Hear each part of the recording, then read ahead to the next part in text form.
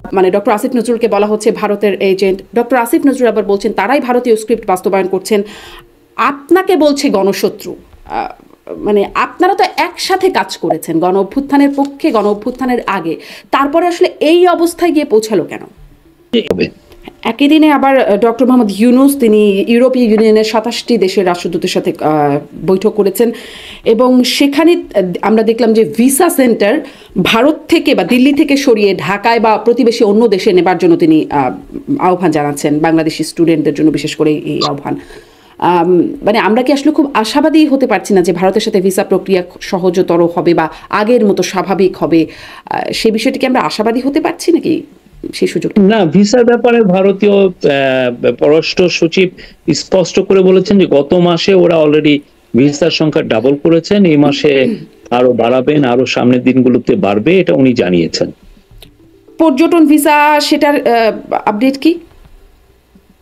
না, আমি তো বললাম এখন কোথায় ব্রেকডাউন করে তো আর আমি কিছু বলতে পারছি না, বাট ওরা বলেছে তাদের ভিসা বাড়াবে সামনে। আচ্ছা, কবে থেকে বাড়াবে সেটিও বলে নাই, বা পর্যটন কবে থেকে সামনে খুবই ওরা বলছে সামনে থেকে এটা বাড়াবে। গত মাসে অলরেডি ওরা ডাবল করেছে, সামনে আরো বাড়াবে।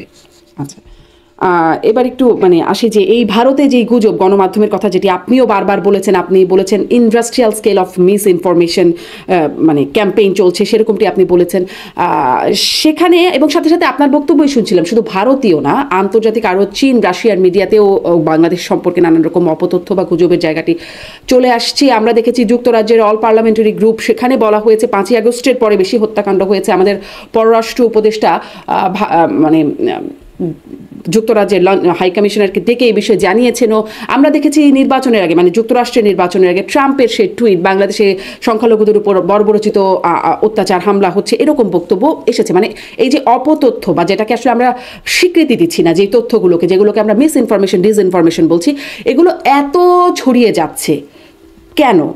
আজকে প্রধান উপদেষ্টাও এই বিষয়টি বলেছেন যে এই যে এই অপতথ্য, বিভ্রান্তিকর তথ্যগুলো এত যে ছড়াচ্ছে বা এত যে প্রচার হচ্ছে একদম আন্তর্জাতিক বিভিন্ন দেশে দেশে, এটি কেন হচ্ছে? না, এটা যদি কেউ ভেস্টেড গ্রুপ যদি অনেক মিলিয়নস অফ ডলার ব্যয় করেন, তাহলে সেই ক্ষেত্রে তো এগুলো তো হবেই। অনেক ক্ষেত্রে এরা একদম টার্গেটেড ওয়েতে ওরা অপতথ্য ছড়ান। এখন আপনার সম্পর্কে, আমার সম্পর্কে, এর সম্পর্কে, তার সম্পর্কে, কতজনের সম্পর্কে তো অপতথ্য ছড়ানো যায়। অপতথ্য ছড়াতে লাগে হচ্ছে অনেক টাকা লাগে, সেই টাকাটা যারা এতদিন ধরে প্রতি বছর $16 বিলিয়ন করে চুরি করে বাইরে নিয়ে গেলেন, তারা সেই টাকাগুলো এখন ব্যয় করছেন, তারা বিভিন্ন জায়গায় ব্যয় করছেন, এবং এটা পুরো তো একটা ইন্ডাস্ট্রিয়াল স্কেলের মিস ইনফরমেশনটা ছড়ানো হচ্ছে তাদের তরফ থেকে, ইন্ডিয়ান মিডিয়াদেরকে এটা বলা হচ্ছে, এবং বিদেশে যারা এই যে ইভেন পার্লামেন্টারি গ্রুপগুলোকেও তারা লবিস্ট নিয়োগ করে ওদেরকেও মিস ইনফর্ম করছেন, আমরা এটা দেখছি। এর প্রভাব কেমন? এর প্রভাব আমি তো বললাম যে গ্রাউন্ড রিয়ালিটি তো আপনারা এসে দেখে, আমরা সবাইকে এই জন্য বলছি যে সব আপনারা এসে বাংলাদেশে এসে দেখে যান, 2-3 দিন থাকেন, 5-6 দিন, বা আরো যদি আরো লং ফর্ম জার্নালিজম করতে যান, পুরোটা যদি আরো ভিতরে একদম শিকড়ে গভীরে যেতে যান, আরো 7-8 কেন 1 মাস থেকে বাংলাদেশে থেকে রিপোর্ট করে যান। শেখ হাসিনার আমলে সাংবাদিকদের, বিদেশি সাংবাদিকদের ঢুকতেই দিত না, বিদেশি সাংবাদিক বাংলাদেশে আসতো অনেকটা চুরি করে, জার্নালিস্ট ভিসাকে লুকিয়ে সে ট্যুরিস্ট ভিসা আসতো, অনেক ক্ষেত্রে ঢাকায় এসে তারা ভিসা নিত, ভিসা অন অ্যারাইভাল নিত।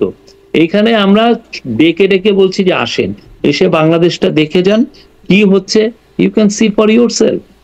আমরা আশা করছি যে এই ধরনের, তো বাংলাদেশে তাদের প্রতিনিধিও আছে, অনেকগুলো গণমাধ্যমেরই আছে, এই জন্য বড় বড় গণমাধ্যমগুলো তো ভালোই রিপোর্ট করছে। বিবিসি কি খারাপ রিপোর্ট করছে? আমি তো দেখছি না।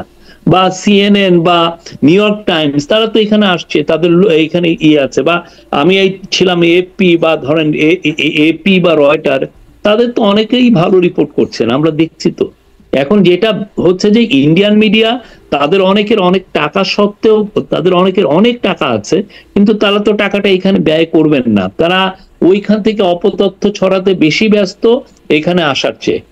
এখন এটাকে আপনি, ওরা যদি আপনি, আমার মাঝে মধ্যে মনে হয় যে আমি এক দেয়ালের সাথে কথা বলছি, যার কান নাই, যার চোখ নাই, তার সাথে আমি কার সাথে কথা বলছি, সে শুনেও না শোনার ভান করছে। আমি বারবার বলছি যে ঘটনাটা এটা, আপনি এসে দেখে যান, আপনি যাচাই করেন। আপনি তো অবশ্যই আমার কথাটা নিচ্ছেন, বাট আপনার তো যাচাই বাছাই করার সুযোগ তো আছে। আপনি এইসব ওইগুলো যাচাই বাছাই করে দেখেন, আমি কি আপনাকে মিথ্যা তথ্য দিলাম নাকি প্রোপাগান্ডা করলাম। আমরা তো তাদেরকে এটা আহ্বান করছি, এসে এটা দেখে যান, কিন্তু তার তো ইন্টারেস্টই নাই। সে অপতথ্য ছড়াতে বরঞ্চ উৎসুক বেশি, এতে ক্লিক বেট জার্নালিজম হয়।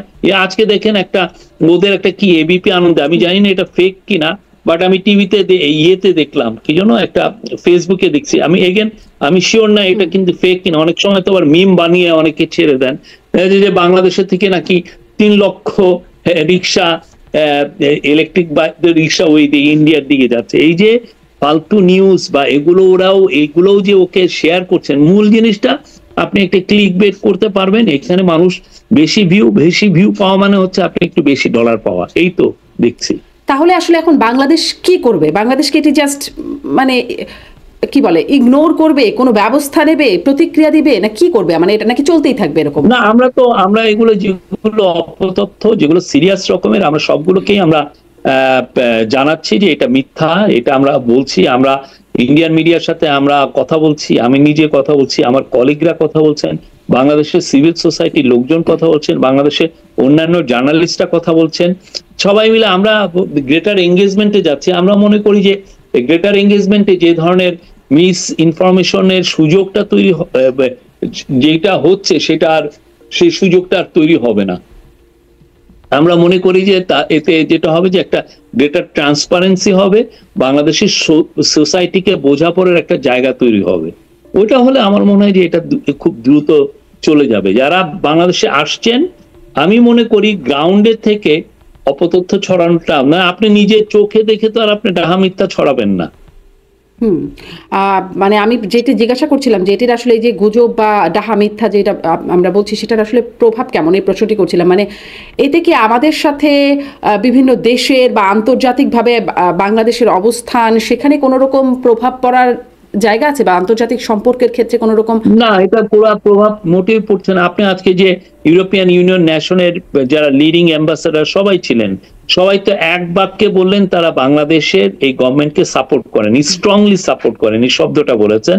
আবার এটাও বলেছেন যে বাংলাদেশের এই গভর্নমেন্টের যে রিফর্ম এজেন্ডা, সেটাকেও তারা ব্যাক করেন, তারা এটাকে সাপোর্ট করছেন, বলছেন যে আমরা তোমাদের সাথে আসি, তুমি কোথায় কোথায় তোমাদের সাহায্য লাগবে বা তোমাদের সাপোর্ট লাগবে আমাদেরকে বলো। তো এটা তো ওনারা তো ওনাদের যাদের এম্বাসি আছে, তো এম্বাসি গুলো নিজেরাও তো সংবাদ সংগ্রহ করে, তারা তো জানে কি হচ্ছে বাংলাদেশে, দেখছে না?